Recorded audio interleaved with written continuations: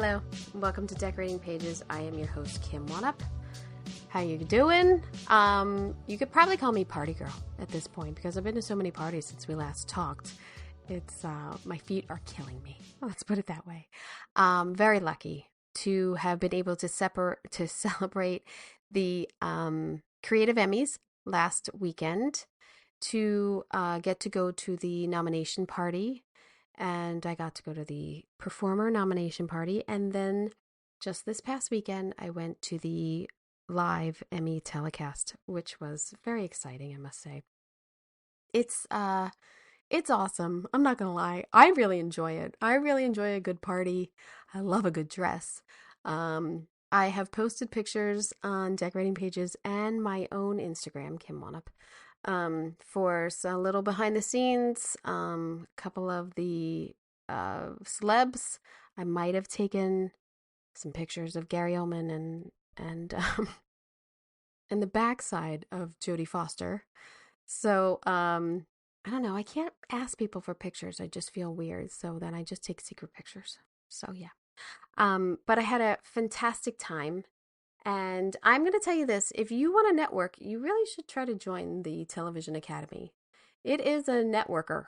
You really can meet some people, and I got to see people I hadn't seen in a while, people who I've worked with before, Kathleen, who's on Wardrobe, who was on this podcast, who was the costume designer on Veep, and was nominated for Hacks, and just people who I'd never met. Regina Graves, who is a set decorator who has been on this podcast. I never met her in person. So it was fantastic. We talk all the time over email. She's done the podcast. I think of her as a friend now, and I got to meet her. So that was fantastic. Many, many other friends and acquaintances, and seeing people. It's fun. So yeah, networking through the Academy is a good thing. I'm not going to lie. So if you're into that, you might want to look into the Academy too. But let's recap some winners, because we all love a winner. The winner for Outstanding Production Design for a Variety or Reality Special was Saturday Night Live production designer Joseph DiToro, production design Kenneth McLeod, art director Melissa Shanken, and set decorator Kimberly Katchigan. I do believe this is only the second year that Saturday Night Live has recognized their set decorator, so I'm very proud of that, I must say. So congrats to Saturday Night Live. Winner of Outstanding Production Design for a Variety Special was the Oscars. Production designer Misty Buckley, production designer Alana Billingsley, art director John Zucker, and art director Margot Lepsel. Congratulations. I like the Oscar set this year. I thought those really like big wraparound gold, like it sounds like almost like cloth or like fabric. So I like that set. Congratulations.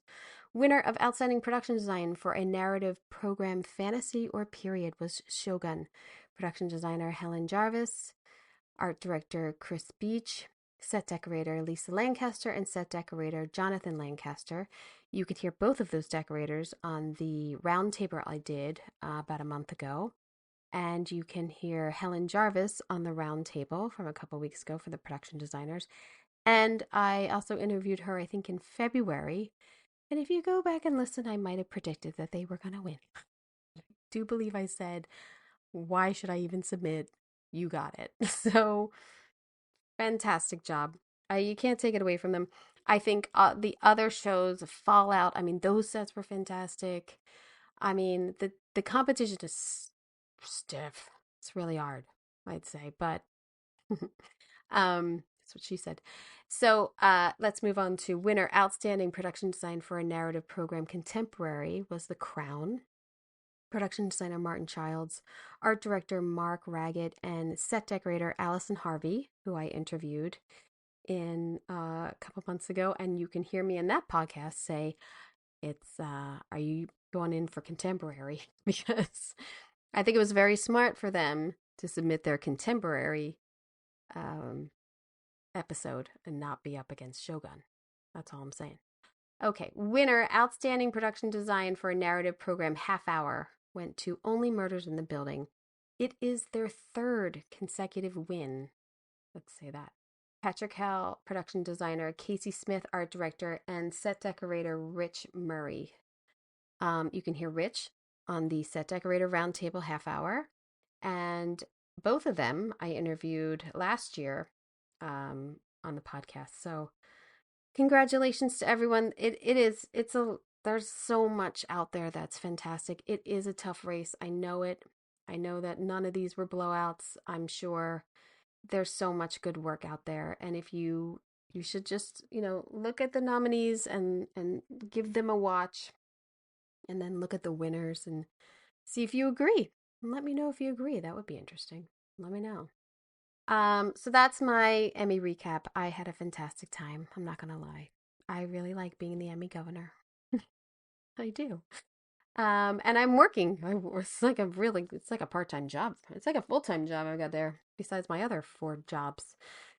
So that is why in this week's What One Up is watching. I haven't watched a lot.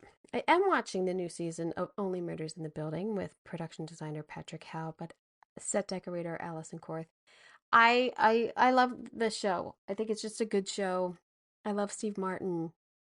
It's interesting. They're doing like the whole other side of the building. They went to Los Angeles.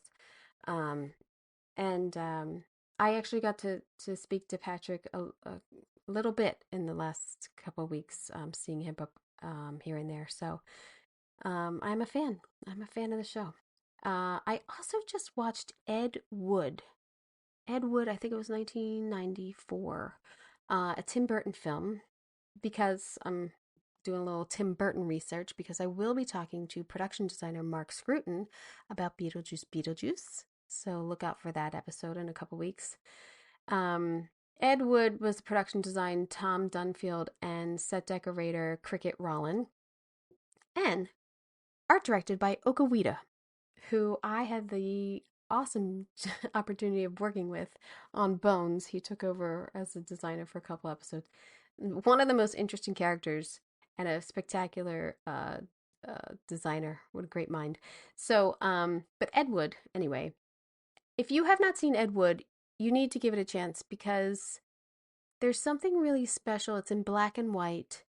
And what I love about the film is the struggle of the director to get this movie made. Ed Wood was a famous B director in the 40s. But what I really love about this film and why I rewatched it, because I remembered I really liked that they showed Hollywood before it was all built up. So when they show the Pantages, there's nothing around it. It's just the sky. Or like all of these, the Brown Derby, or like anywhere in Hollywood that they're at, it's all just sky around there. And I always felt that is so interesting of how it used to be. And I don't know. I just really like the film. And it's funny, and I think Johnny Depp is really good in it. So it's a weird one, but it's definitely worth watching if you have not watched it. Another black and white that I watched recently was Portrait of Dorian Gray from 1945. That was nominated in 1945 for Best Production Design. Cedric Gibbons and set decorator Edwin Willis. So, Portrait of Dorian Gray, if you haven't read it or ever watched one of the many versions that's out there, he basically sells his soul to whoever, devil, whatever, and this portrait, he never ages, but the portrait does, and the portrait gets ugly and like awful as he turns into a horrible person. Only the portrait reflects that. What I found, I had never seen it. What I found awesome about this film is, well, if you haven't seen it, maybe skip another 30 seconds. Here you go. The awesome thing that I loved is this is a black and white film, but when they show the portrait later in the film, it's color. And when they first show it, it's jarring.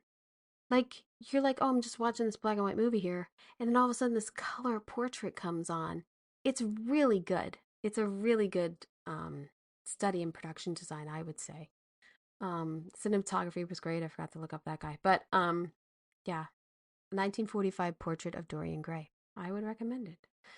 I would also recommend the film that I watched this week, Trap, M. Night Shyamalan. It's pretty good.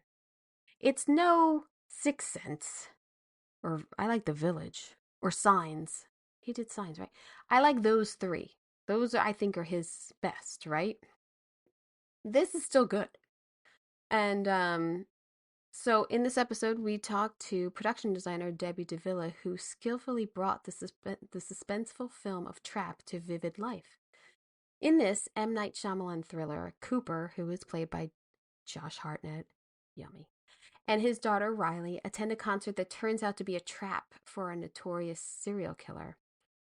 Debbie takes us behind the scenes, unraveling the meticulous, thought out, and creative way to contrast his psychopathic mind with his warm and friendly home. She also delves into how she used circular and geometric elements within the stadium to symbolize the killer's entrapment, which really heightened the dramatic tension. And then she shares her favorite set, which was basically she designed a whole concert. She designed the era tours on and a film in one. And the concert has all of these sets. Each song has a different set, which also shows the elevation of the singer, Lady Raven, who is played by M. Night Shyamalan's daughter, who's this like awesome little singer and wrote all the songs and acts in the movie and is an intricate part of this film. So it twists and it turns, and it probably had one too many little endings, but I liked it. I'm recommending it. It's a good Friday night film. So I hope you enjoy. You think like, oh, this would be a good one. Yeah, it never turns out that way. Exactly. Yes, it's very true. I wanted to start with maybe how did you get into the project? Interestingly enough, I met Knight a few years back on a film called Cato, Mm-hmm. which is coming out the first week of October, second week, Oh, October nice. 10th. Yeah. Awesome. Yeah. So he produced that one. Mm. And we shot that in Louisiana. Beautiful film, beautiful location. Cinematographer, very talented, and my work, I think, benefited visually from all of these elements. So Knight thought he would like to work with me on his next project. Nice. And that was lovely, a lovely opportunity. Yeah. And yeah, so he met me through Cato and then called me for Fun. When did you shoot this during or a little after COVID? Trap. We actually filmed during the strike last year. Oh, during the Very strike. recently. Oh, nice. Yeah. I We wrapped in December. Oh, wow, that's a quick turnaround. That's super quick. Because I kept Amazing. thinking, I mean, I guess we're all still a little scarred from from pandemic. I was like, how did they get all these extras? Like, how's nobody have a mask on? Or like, it's like, ugh, it's a lot. Actually, the 300 extras, I did get COVID You when we did? were filming. Yeah. Yeah, it's kind of inevitable. And then I wore my mask again through the rest of the filming. Yeah, it happened. I know. I think, But it was a lot. It was intense doing the stadium stuff with 300 extras. Yeah. but I think is what more amazing you're telling me is you only had 300 extras and you filled Yes. and they duped the Yeah. whole stadium. A lot of posts. Yeah, he did. Wow. He's very comfortable working with I post. It didn't read like that to me at all. It looked great. I was like, Yeah, wow, look at that. the person who he works with on the visuals, digital stuff is very talented. Did a beautiful job. So you have such a juicy character and story here. And I know you would I think one of the previews made me think it was in the stadium the whole time, which I was like, "Oh, that's interesting." But you come out of the stadium and you get more into like real world and his house and things like that. So how was it in designing that you wanted to like give his personality, his spaces versus the public spaces? Well, it was very interesting. I mean, one of the main things that I was working from was the concept of how he describes when he goes to kill somebody or when he wants to um, hurt someone. It's because they feel whole to him. Mm. And there was this aspect of him feeling, of course, when I'm speaking to somebody, I lose all sense of the English So do language. I. So do I. Apologize. So do I. So his character, he has these different fragments. That was where I was looking. Fragments, right? So there's a part of him that's the dad, a part of him that is Yeah. the killer, and all these fragments. But when he sees somebody that he feels is whole, like Lady Raven, that's when he wants to attack. So what I was trying to do visually was create a hole around him so that there was a sense of continuity Mm. in the stadium that didn't exist. We actually rebuilt all the facades Oh. of all of the concessions, Mm-hmm. and even in the dressing room hallway, I was trying to create a line that tied everything together visually, so that everything around him would have this more solid construct, but he was the one from the outside of that. And then when it came to doing his home, that was more of a reflection of him and his mindset in terms of being very rigid and everything in its place. Yeah. It's Um, kind of a freak. so that I think the rest of the film was a little bit more organic for me, that I was going for more organic shapes and textures. I did, I mean, you visually see first of all, there's a lot of close-ups of Josh Hartnett's face, which is nice. Which is nice. And he's expressing this panic and wonderment of like all these cops being around. He catches on, but I did feel like he's constantly surrounded.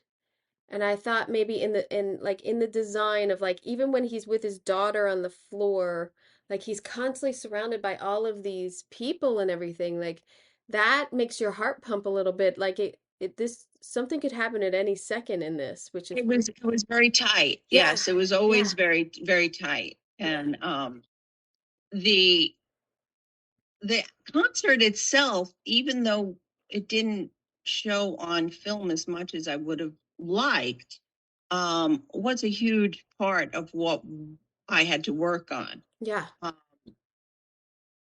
and it was 50% of the film, and it was designing a full concert. So I did get a lot of my time. My pre-production time was spent on the concert, and just all the logistics alone of designing the stage, because it wasn't even, we were in an active stadium, so we had a lot of logistics to address with load in, load out. When a show came while we were in tech, and we had to load out again, and yeah, there were just a lot of issues that we couldn't even really see what I had designed until like the day before we were filming it, which in theater world is ridiculously oh yeah, stressful. yes, Um, so bringing together the lights, the costumes, and the set elements so quickly. I actually thought the concert came out amazing. The costume designer yeah, did a beautiful job. yeah, Yeah, yeah, beautiful. And Salika is lovely to work with. So the concert, I felt, really took up a lot of the design aspect. And of course, like I say, the stadium was huge. Graphics for every aspect of it. The tightness and the rhythm, really, Knight knew well in advance how he was going to film. He storyboards mm, everything, oh no, and we have meetings in pre-production discussing every frame, what he's looking for and how to dress for that. So storyboarding is so important just to getting everyone on the same page, and we know what we're going in for, we know what we're doing, and it really communicates to so many departments what we're doing. And even like, well, the shot here and the camera and the grip and how are they going to do that? And for us and dressing, like, okay, they're seeing this. Like, let's focus on this. Like, Exactly. storyboarding helps. Exactly. I've never worked with anybody before who was so detailed. Mm. Really, really did his homework to the utmost. And he every day shot exactly as he boarded. Oh, Yes. that's nice. That's nice too, because it can go wrong. We talked about this. We talked about this, and now you're over here, and we didn't. Yeah. Yeah, nobody planned for that, but now you've decided to go over here. Okay, let's move it all over. I do have some photos that I'll of sets and everything to show you. I did want to ask, so you shot on location in, did you go to Philly at all? No, Or we was were just it was Canada? all in Toronto. All in Toronto. Yeah. I was like, because Yeah. I'm from Philly. So I'm always excited to see a M. Night Shyamalan because I'm like, oh, it's going to be some sort of Philly, and Yeah. you look for No, it. he's very faithful to his hometown, but no, we were slotted to shoot actually in Cincinnati because of the stadium access. There was a stadium there that he liked visually. But once the strike happened and things started getting very trepidatious, Yeah. we to the stadium in Mm. Toronto. Well, I mean, it works. I also wanted to ask, I mean, now that you've said it's all Toronto, but the location of his house and the neighborhood that it's in, to me, I'm like, well, that's where my aunt lives. Like that's, it looks exactly like Philly. Those split level houses in that Yeah. little community, like so perfect. I was like, oh, they didn't even go to Philly for this. This looks great. Good. Yeah. Good. Yeah, it was good. Good locations. Yeah, Who, Toronto lends itself very, I'm sorry to say, because, it's leaving the country, but it lends itself to a lot of looks. yeah. Yeah, I've heard that a lot. It's like a little New York, it's like a little Philly, like it can be many, many things. Also, the colors of like his world versus the concert and everything. I thought that was really interesting, like the coolness and then like some intensity. Were you working with lighting a lot with that to talk about all of this? Actually, to be perfectly honest, no. I think it's really just a very good sign of Mm. Night, really understanding what he is looking for and directing everybody Oh, nice. accurately for that. Mm. I mean, We had a few visual pre-production meetings, but surprisingly, the pre-production time, you think you have so much, but it no, goes so fast. it goes It so goes so fast. fast. Yeah. How much prep did you have? Well, Do you remember?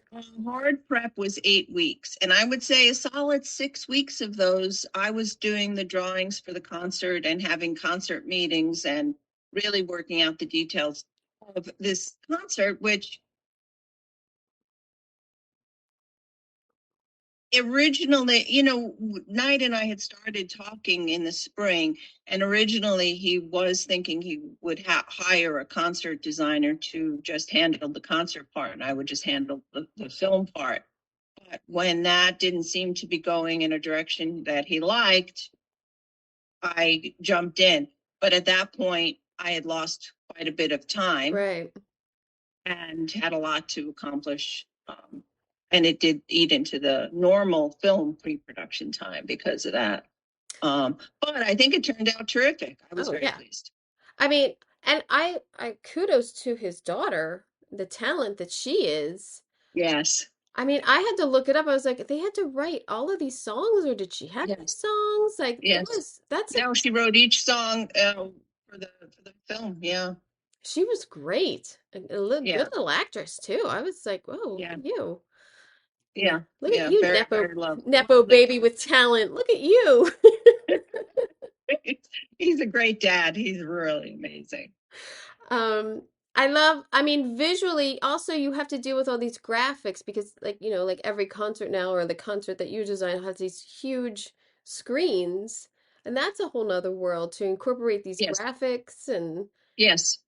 I mean, Yes. And we know a lot. We had a lot of meetings just on what was going to be on the screens and the direction. Like the Knight had given me his direction for the concert was simple. He wanted, very clean lines, and to work in natural elements. Mm, So I started to think in terms of the concert elements starting a little bit tighter and opening up towards the last song, so that Lady Raven, as this movie progressed and as the concert progressed, she's getting stronger and she comes into her own element and um, just gets bigger and bigger and bigger until her strength is large enough to take over well, yeah, um, she does. Josh's Josh's strength. So she doesn't even know what she has the power in her. Right. So that was something I wanted to flow into the concert as well. So we started off with earth, and then we went into water, Oh, nice. and then we went into fire, and then we went into air. So that air was more open, and then I brought in the fabrics, and so that everything would flow more. I liked the house when she's playing piano. This set One of my on screen. favorites. Yeah. Yeah, And that was rain. If you, water, there was a lot of moisture on the screens. We went with the clouds and the rain and fogginess, so to speak. yeah. There was a memory. That was her memory moment. It's it's so great to be able to use someone's talent. Like, I mean, just like he has this daughter who has a talent, and then you can showcase it. But then to design around that is really special, especially when you're dealing with someone's daughter. I would feel so much pressure It was a little nerve to write. wracking. Yeah, Yeah. I would. I would feel like, oh God. They were so pleasant Yeah. to work with, really. I can't express it enough. Salika was so grateful for everything, and it was really a lovely group.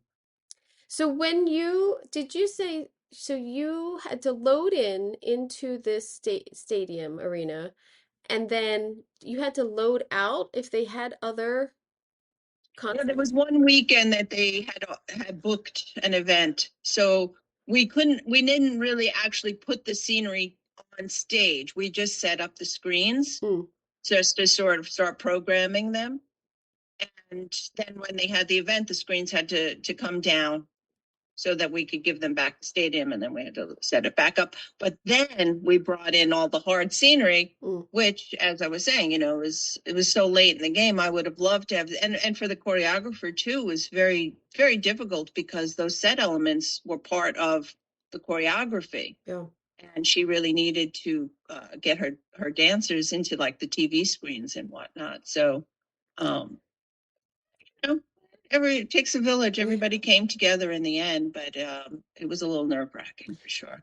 How long of a shoot is it? I think Was we it were 8 weeks, if eight? I remember correctly. That's nice.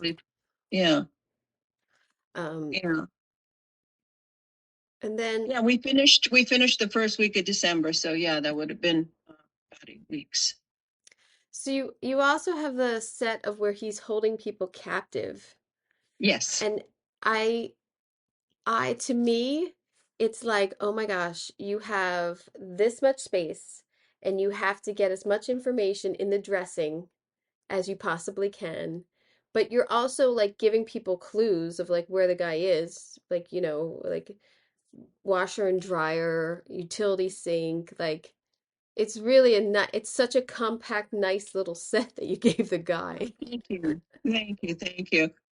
Um, Yeah, yeah. There was. I mean, if it could be fun to design, a scary, uh, threatening basement, but it was fun to design that. And again, he knew exactly where he wanted the camera position, so it was relatively straightforward for me to understand what information to put in the frame and how to dress it. And were all of those shot, or is that like a green screen that he has on? Did you shoot that first? Well, The no, all the stuff on any of the phone screens was comped in Compton. post. Okay. But we did, was built on stage. Yeah. Yeah. I don't think I have it, but you have her dressing room too, these big, beautiful blue curtains and the mirror light, the makeup lights and everything, which is like a very important scene in the film, but it's a very intimate space. And did you have thoughts about making that like blue and cool and like, Yes, exactly. yeah. Yeah, yeah. And the Knight and Salika wanted her costume to be white most of the time. Mm. So I was working off of that information. So I wanted her to feel again part of her environment and not create anything so hard. I was looking for that softness and also to make everything around her feel whole. Yeah, it's a very awkward scene. It's a very, it's But he stands out. He's yeah, definitely, yeah. He's the opposite. Yeah. yeah.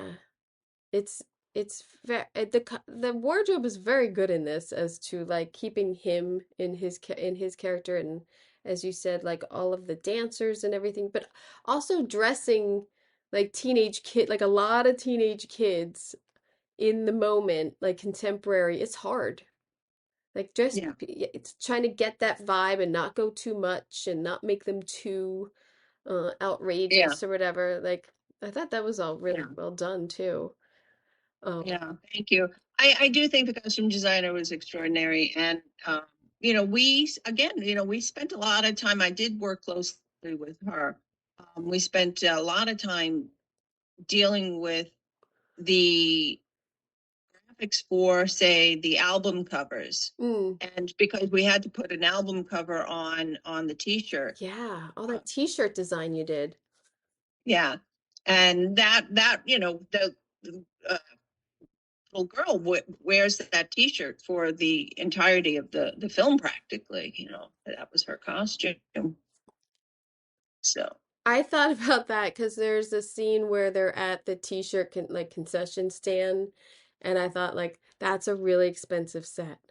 Like it's a weird thing. Like you like or like somebody goes into like, oh, I'm just gonna pull this out of my closet. I'm like, well, there's $1,000. Like yeah. here's like, but making a ton of t-shirts in different sizes, like I've done it. Like Uh-huh. it costs so much money. Yes, no, you're absolutely right. The GAC, we had so Yeah, much GAC and the posters and the banners and yeah, it's a uh, lot. the graphics were huge, definitely a huge piece of it. But I really enjoyed it, and we had to come up with who Lady Raven was, stylistically through the graphics. Yeah. I have screenshot of The living room. his living room Mhm. in his house. She has another t-shirt on there. I think she changes when she gets home, or maybe that's the same one. Maybe she Looks took like, oh, yeah, you're right. It is a different T-shirt. It is Lady Raven, though. It is one yeah. of the album covers. Yeah. So this to me, I was like, oh, it's like look at my perfect living room, my perfect house Exactly. in my bright colors, like Yeah. everyone, and it's like a rainbow of like happiness here that he's pretending. It's like, Yes, and it's like the presentation for the neighbors. If somebody comes in, yeah. what do we see? How do we present ourselves? Yeah. I mean, if you haven't seen it, just toggle speed through. I really thought the wife was in on it. I really, at one point, I was like, oh my God, Oh, interesting. is this in this scene in the kitchen at the end? Is she gonna be like, how did you get caught? You've been messing this up for us. Oh, how funny! How funny! I was like, but I'm glad it didn't. I'm glad it didn't go that way because I hate to figure things out. It's, you know what I mean? Like, I'd rather be surprised by it. But yeah, is this a set or is this a location? Yes, This this is, is a set on stage. oh, nice. It's a a great match to that house. That house to me, I'm like, oh my God, it's my aunt's neighborhood. It's so funny. Thank you.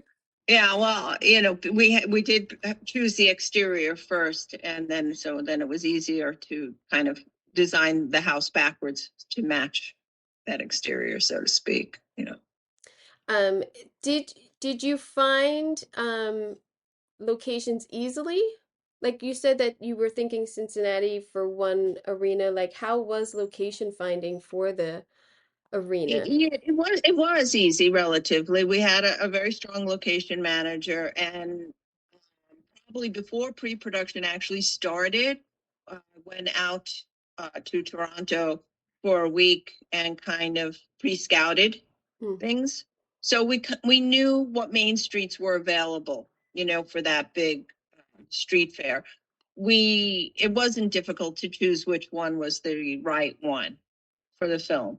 Hmm. Um, Definitely took some time to choose the right house, but again, that was there. The stadium was the stadium.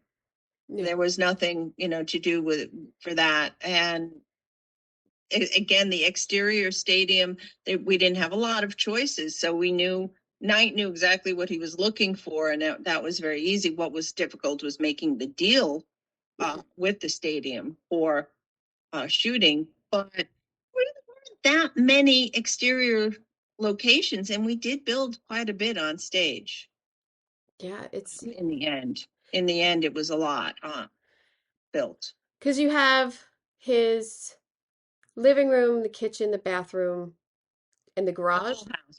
the full house. Oh, Yeah, yeah. yeah, First yeah, floor. yeah, Yeah, that's yeah. a lot. I mean, the bedroom actually, we did it when we were filming. We did film Riley's bedroom Oh, on location as well as on stage. We reproduced it, but it didn't make it into the film. well, that's a bummer. Yeah, I would have yeah, liked to have seen what a super fan she was up in that bedroom. yeah. We have a lot of pictures on there. Yeah, It says, I always love to talk also about research and how we all deep dive into research. And I know doing like teenage girls, all of a sudden my whole like Instagram filter becomes like teenage girl things. And then I'm like, I gotta get out of this algorithm. Like, I gotta get out of this. But in research, because there's a very intricate character played by Haley Mills who is the profiler for this character. And I've thought, oh man, I would have liked to have seen her workspace too. I mean, this is just like decorator head of like, oh, yeah, that's a good character to decorate for. You always think of yeah, like, oh, that would have been that's a good space. yeah. I liked her character. I liked her voice and everything. Feel like I needed more of her, but I wish, There was actually a little bit more, but didn't make it in. She was fabulous. She really did an amazing job, I thought too, yeah, and she was really fabulous to work with. Yeah. real There was actually, yeah, I guess yeah, we only see her. I can't remember if the scene was in the movie now. Um, when the FBI has set up a whole surveillance room room. Yeah, next to the dressing room. yes. Was that in? Yeah, that's Okay. yeah, you do see that room. Yeah. So in that stadium, were those rooms there? Were you building a lot of that? No, that was one of the things we really wanted to make work on location because of relationships from the hallway. Yeah. Knight really very specifically had some views that he wanted to feel that Josh was trapped in the hallway, but could see into these different rooms. So it was two different stadiums. We actually shot at three stadiums. So it was the exterior Oh, was wow. one stadium, the concession and stage was one stadium, and then the dressing rooms were a third stadium. Oh, wow. Isn't that, that's crazy. It takes three Yeah, stadiums to make one one stadium. and or working around stadium schedules, that was very tricky for the location manager. I give him big kudos for organizing this shoot around that. So Who is your decorator? Brittany Morrison? yes, Yes, Britt, yes, Brittany Morrison. this lovely woman. Yeah. Um, do you usually are you based in New York or are you based in I LA? am based in New York. You're No, based in New based in York. New York. Um, so it is like you for designers, like you get to town and you gotta like crew up. It's such a weird thing sometimes of like, I gotta find a new family. I gotta trust these people. And if you haven't Very worked with them much so. before, it's hard. It's hard to trust when you don't have that language between you and but sometimes it's exciting too. It's new things, new people, new ideas. It's Yeah, exactly. I try to be open. I would have loved on this project to have brought in my keys, I really would have loved that Mm. because it was, it was important to me. But didn't roll that way, so I had to be flexible. And uh, it's a really great crew in Toronto. So, and because of the strike, Yeah. everybody was unemployed, so it was kind of I got to pick the cream of the crop, and it wasn't too hard That's to. that's nice. That's a good thing.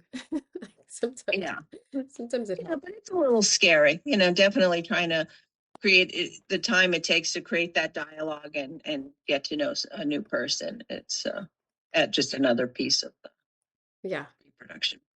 But So let me ask you, how did you get into designing? mm, I was very young. I'm one of those unusual stories where I made up my mind when I was 16 that this is what I wanted to do, and I just stayed on track until I got there. I went to college for set design for theater Mm. with the goal to work as a production designer.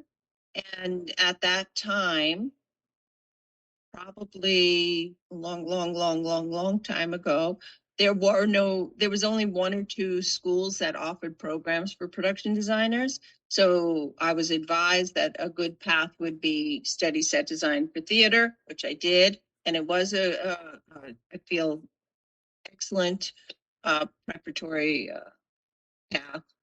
Learned all about scenery. And in the summers, I would do summer stock. And one of the summers, I worked as the scenic artist under Jane Muskie, who went Oh, on to be a very big production designer. Yes. yes, So I've interviewed her. when I graduated college, I had already had a great network. And she started hiring me as her scenic artist, hence my credit on Young Guns. Yeah, Um, that's such a good. I yeah. recently rewatched that. It still holds up. It's great. It It's a little does. dated. It's a It, little dated. it is, but it holds up as like this like 80s movie with like all of these people in it trying. But yeah, Yeah, it holds yeah. up. Oh, it was so much fun to work on that. It Oh, was an that's fun. amazing opportunity. Yeah, so I worked with Jane as her scenic for a number of years, and I just gradually kept working my way through the art department. And also as a scenic, I found I learned a lot about scenery construction, right? Yeah. Best ways to cheat and what you could do and all of this. And yeah, so I went from scenic. I've done everything. Um, I think art that's always the directing way to and go. I always tell people that it's like you have to work your way up in this because you learn so much in every other position, and it's always valuable. You always know, like, oh, I can count on the scenic to do this, or I can, I should know, the PA can grab this, or my set and I design. really do believe that. I really, really, truly do believe that when I meet another designer who does not have that same kind of depth, I feel like their crew knows it.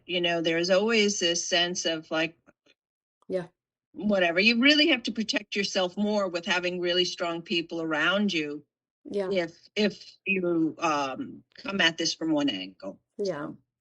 So And funny too, like there's such different types of designers, and some draft, and some paint, and some draw, and some don't do anything. Some are more right, graphic. Some just pull right. images, and some can communicate well more than they can draw or whatever. And it's great too to work with people and learn people's different languages.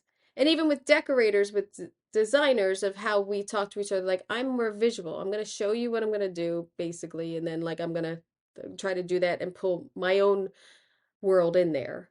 But, I don't, and the funny thing is, sometimes I don't know how other decorators work. It's so funny. You don't know because Right. I I don't don't work know with what other the decorators. designers were. Yeah. Yeah. I don't know. Absolutely. But we can only be true to ourselves as artists and enjoy the process. Yeah. But you do And know I when think it's wrong. yeah. Yes. You do know when you're like, what is he talking about? I don't Yeah. we don't do that. No, you're right. You're right. Yeah. Um, Uh, one of the films I really enjoyed that you did was Maria Full of Grace. That was a fantastic film. yeah. It was such a good film. How was that Yeah. experience? Was it It fun? was wonderful. It Yeah. was really, really wonderful. It was a very tiny movie. Yeah. And very, very tiny. When I think back to how small my crew was on that film, I'm like, how did I do that? How did we pull that off? Um, but it was a beautiful film, beautifully crafted, and Josh is was wonderful to work with the director. You know, I'm always pleased when people respond well to one of the films, but it's really the director's project. You know, I'm there supporting them, and it's really all Josh. But we I we didn't. I think the even the bathroom set was kind of a one of those prefab sets. So we didn't really build anything. It was a long time ago. You didn't have the tax incentives where you had to build something on stage, and Right. we were moving fast. And again, it was a situation. I think Jim, you know, I did a few films with that DP, and I have such high regard for him as a talent. Um, the subject, you know, was so raw and so visceral. And Josh really wanted to keep it as natural and documentary style as possible. Yeah. And we were in Jackson Heights, and I think it might have been my first time going to Jackson Heights for that film in Queens. And I grew up in Queens, and I just was amazed. There's a truck going.